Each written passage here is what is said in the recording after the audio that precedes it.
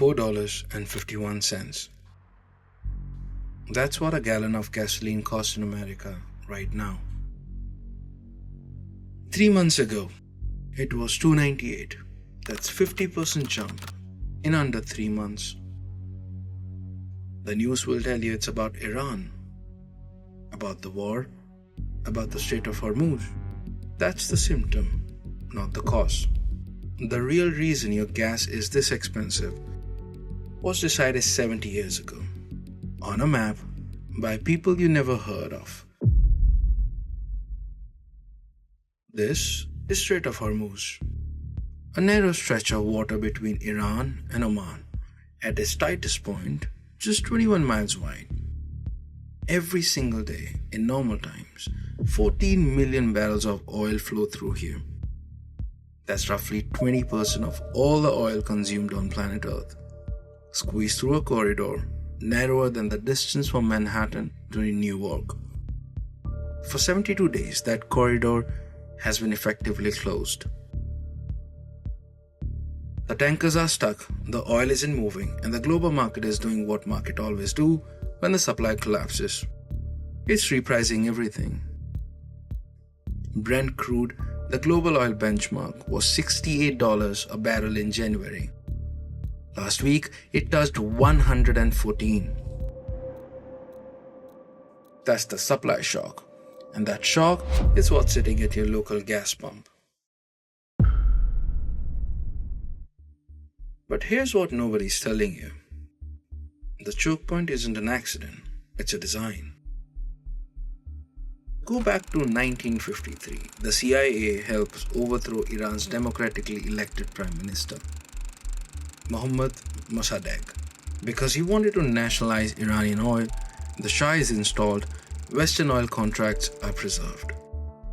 This is when the choke point becomes a Western asset. As long as friendly regime control the Gulf, the Strait is guaranteed pipeline. That agreement held for almost half a century. The dollar bought the oil flowed through the strait stayed open because the US Navy made sure of it. This is what economists call the petrodollar system. It's the reason America can print money without inflation collapsing the currency. It's the reason the dollar is the world's reserve. The whole architecture sits on top of one geographical fact. Control the strait, control the price, control the dollar. For 70 years, that equation held. It is no longer holding. On May 1st, when the world watched the strait burn, the United Arab Emirates quietly walked out of OPEC after 59 years of membership. The headline called it an oil story. They were wrong.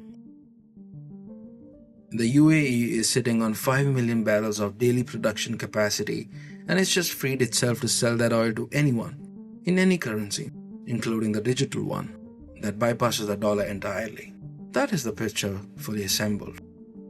A choke point that the West controlled for 70 years, a war that has closed it, a producer walking away from the cartel towards a payment system being built right now in New Delhi. It's designed to do one thing: make the dollar optional. Your gas costs $4.51 because the system is breaking. Not because of Iran, not because of one war, because the architecture that has priced oil in dollars since 1973 is, for the first time in 50 years, being quietly rewired. Next week, we go inside the new architecture. We meet the people building it. And we answer the question every central banker is now asking quietly, behind closed doors. What happens to America when the dollar becomes optional?